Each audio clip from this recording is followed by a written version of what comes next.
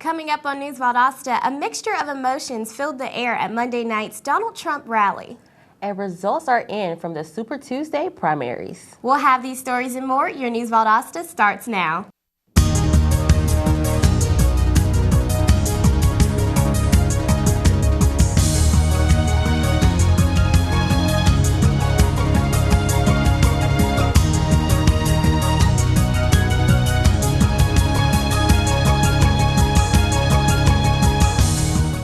Welcome to News Valdosta. I'm Zykeira McKnight. And I'm Taylor Morrell. Thousands of people filled the VSU PE complex ahead of the Monday night's Trump rally.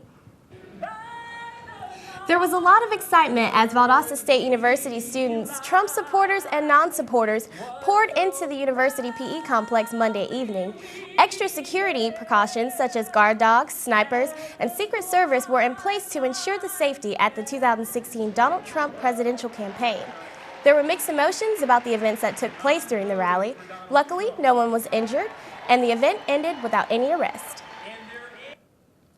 That excitement may explain how Trump won the majority of the Republican vote in Georgia, with his closest competitor being Marco Rubio. However, Hillary Clinton also came up with big numbers, beating out Bernie Sanders for the majority of the Democratic delegates.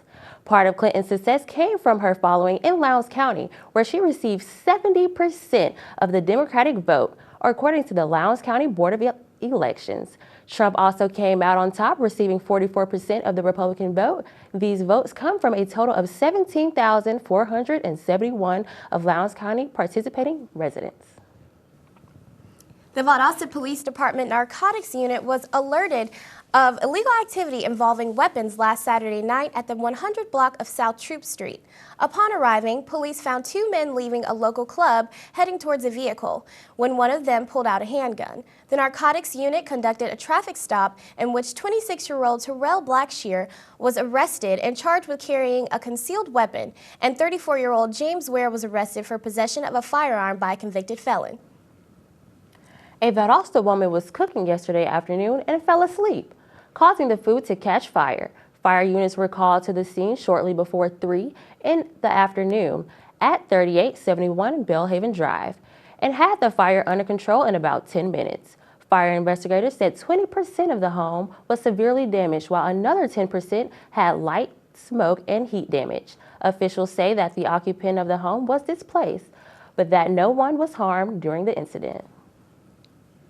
A $100 million lawsuit surrounding the Kendrick Johnson case has been dismissed, but a lawyer from the Johnson family says that the case will be refiled.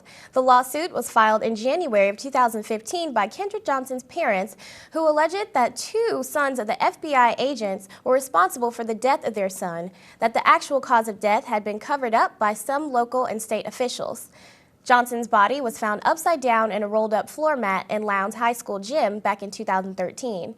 An attorney for the family says that the separate investigation by the U.S. Attorney is still ongoing, and the dismissal of the lawsuit will give the Johnson family more time to work on its legal case. The City of Valdosta Public Works Department is reminding residents that beginning Monday, March 14th, sanitation routes will change to implement a more efficient service schedule. The new schedule will be based on population and density as a way to balance the routes and maximize manpower and fuel resources. Sanitation customers will be notified on their area pickup schedule by looking at their utility bills and also a sticker that will be placed on their trash bins. When we return, learn about the Wiregrass Technical College upcoming Career Expo. And Salis Mahone Elementary will gain another pre-kindergarten class. We'll have these stories and more right after the break.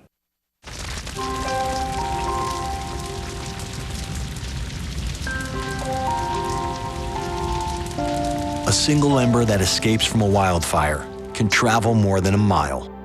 That single ember can ignite and destroy your home or even your community. You can't control where that ember will land, only what happens when it does.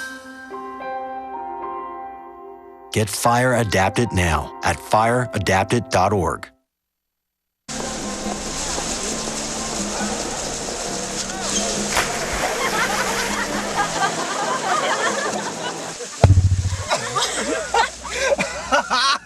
My dad's one of the producers. He's there tonight.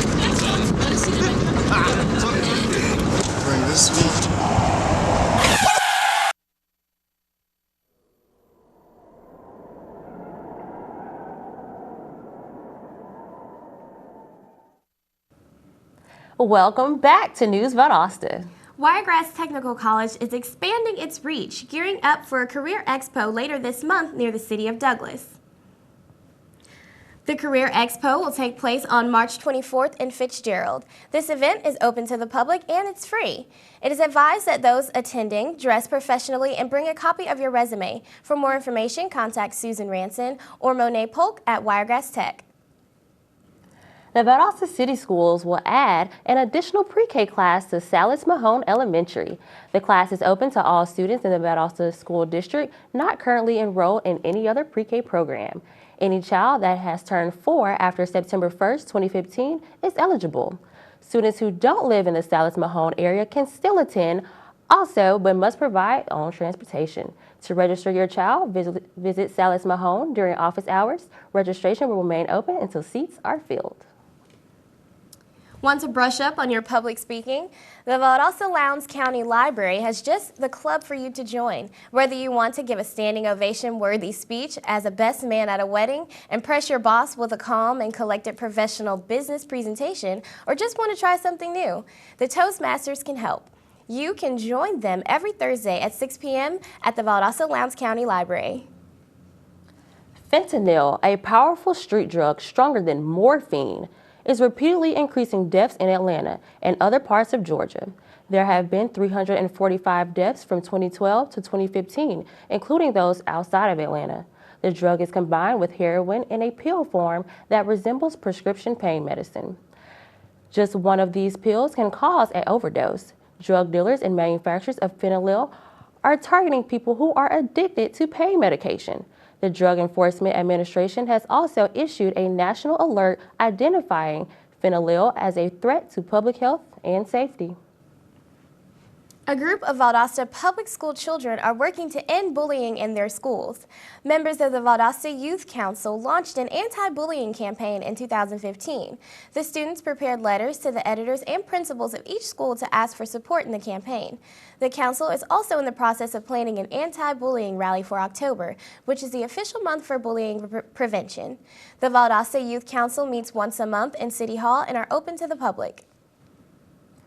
The American Red Cross of South Georgia is looking for community heroes that have made a difference in Valdosta and nearby counties. All nominees must have been made a significant difference in the community and accomplishments must have been taken place in the last 12 months. Nominees will be honored at a dinner on March 24th. For more information about how to nominate someone, call the American Red Cross South Georgia Valdosta office. A total of 50 colleges and universities made the final cut for the 2016 Most Affordable Accredited Master of Social Work Programs in the East rankings. Valdosta State University came in number 7 for its Master of Social Work degree program. VSU also came in at number 3 on Online U's Most Affordable Online Colleges by degree list. This list featured the 14 most affordable accredited nonprofit institutions of higher education in the United States offering at least one degree in social work online. For more information on how to enroll in these affordable programs, contact VSU's Department of Social Work, located at the Health and Sciences Building Administration. Local ducks have just received new homes. The member of the Cub Scout Pack 400 recently built 6 duck houses and donated them to the Reed Bingham State Park. The Cub Scouts were only formed 18 months ago and have been building duck shelters for the past several weeks. We'll take another short break, and when we come back, we'll check in with Kendra King for the local weather. So stay with us.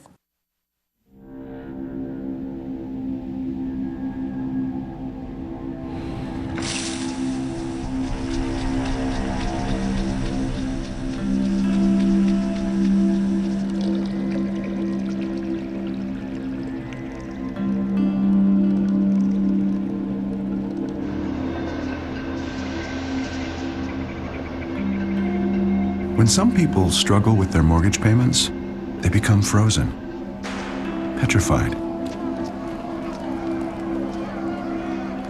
Not knowing what to do, they do nothing. But the people who do something, the people who take action, are far more likely to get the most positive outcome. Making home affordable is a free government program. Call now to talk one-on-one with a housing expert about the options that are right for you. Real help, real answers, right now.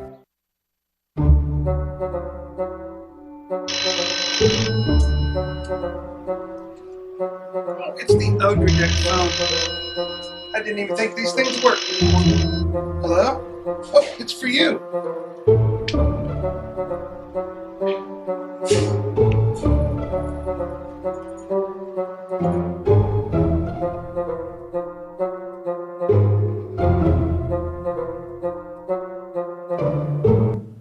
Welcome back to News Valdosta. Now it's time for a look at our weather with Kendrick King. Kendrick, what's in the forecast? Thanks, ladies. Today we will have clear skies with a high of 72 degrees and no chance of rain. However, it will get a bit windy, so expect a nice breeze this afternoon.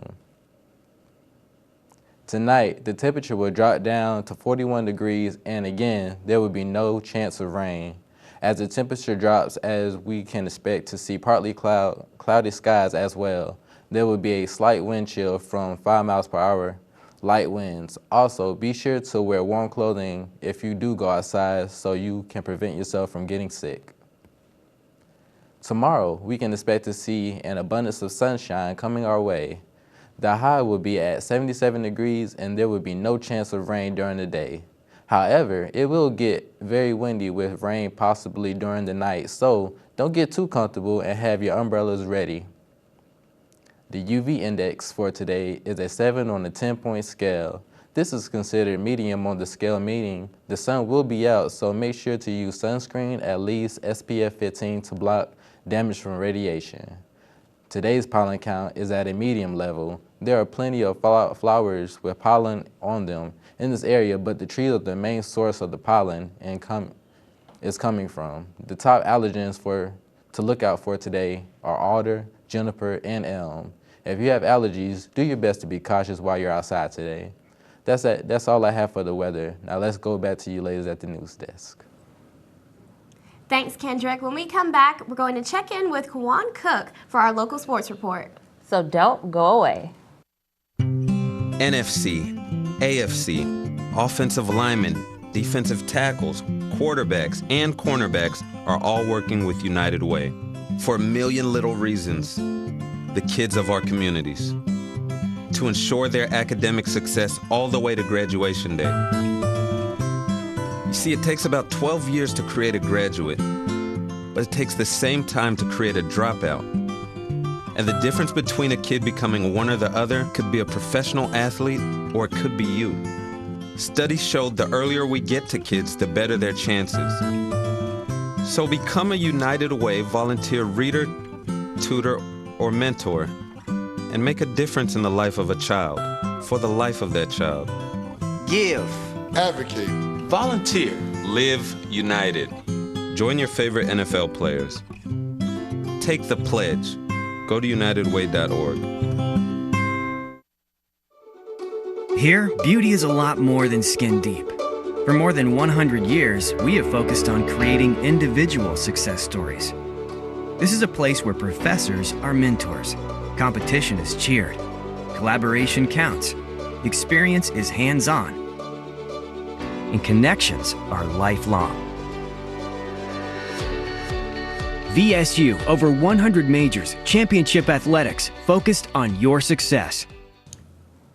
Welcome back. Now let's take a look at our local sports with Kwan Cook. Kwan. The Lowndes High School women's soccer team shut out in-town rivals Valdosta 3-0 in extra time.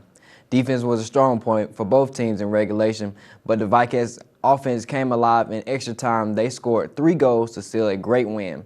The team's next game will be against Holston County this Friday. The Georgia Christian men's soccer team will start tomorrow against Sherwood Christian Academy. This game is a non-conference exhibition match to get an idea of which directions the team will go in this season. The Generals look to have a great game and start the season 1-0. The 3-2 Lowndes baseball team played in a nail-biting game against conference opponent Tift County. There were many great defensive plays and great pitching in this game. The Vikings pitcher Connor Thomas surrendered a walk-off run in the bottom of the 7th to give the Blue Devils the win. With this loss, it extends the Vikings' losing streak to 2 games. The team will look to end this streak and receive their first conference win Friday at home against Lee County. The Valdosta High baseball team played in a back-and-forth type of game against Colquitt County. Both teams found ways to match the other team's score, but Colquitt finished strong late to pull out a win with a game-winning score in the bottom of the 7th. The Wildcats now fall 4-4 on the season and look to get their first region victory on Friday against the Tift County Blue Devils. The Open Bible baseball season is now underway after last night's game against region opponent Bible Baptist. Colton Jenkins pitched a no-hitter and also hit an inside-the-park home run to lead the team to an 11-1 win. The Warriors are 1-1 on the season and 1-0 in the region, and they look to keep the momentum going in their next game at home against conference opponent Appling Christian Academy this Friday. Well, the children won't get to have all the fun this time. The Valdosta Lowndes Parks and Recreation Authority has just opened registration for softball leagues that are only for adults. Ages 17 or older are registration will end Friday, March the 25th, and the leagues are divided into men, women, co-ed, and church. Registration costs $515 per team. People who are interested in registering can visit the VLPRA's office or log onto their website. That's all I have for sports today. Now back to you ladies at the news desk. Thanks, Kawan. After the break, find out how your child can get into a crafty pottery class. So don't go away.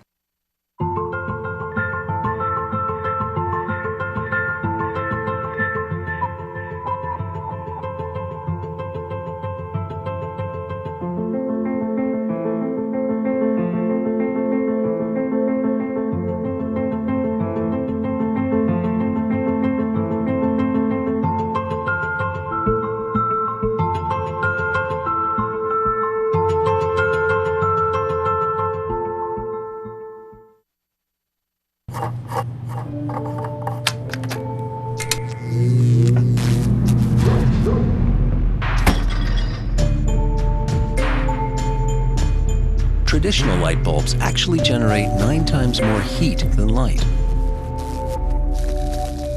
Switch to Energy Star light bulbs, and you'll realize just how much cash you are really burning through. Saving energy saves you money. Learn more at EnergySavers.gov. And we're back with News Valdosta. Do you have a kid that's interested in learning about pottery?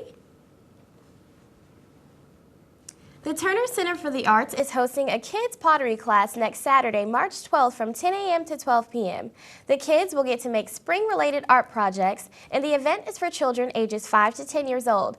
The cost to attend the event is $12.50 per child. To find out how to pay for the event, contact Turner Center of the Arts. Second Harvest of South Georgia is hoping to receive a $500,000 grant from the William Family Foundation this year. The South Georgia branch recently completed a facility in Thomasville. However, it will need to raise $500,000 in gifts and pledges toward the facility cost by April 1st in order to receive an additional $500,000 grant from the foundation. The Second Harvest is asking South Georgia residents to help out by taking the 5x5 pledge and donating $500 a year for the next 5 years. If you want to make a donation, call and visit the Second Harvest or South Georgia website. Thanks for watching our program today. I'm Taylor Morrell. And I'm Zykira McKnight. Join us again tomorrow for more local news.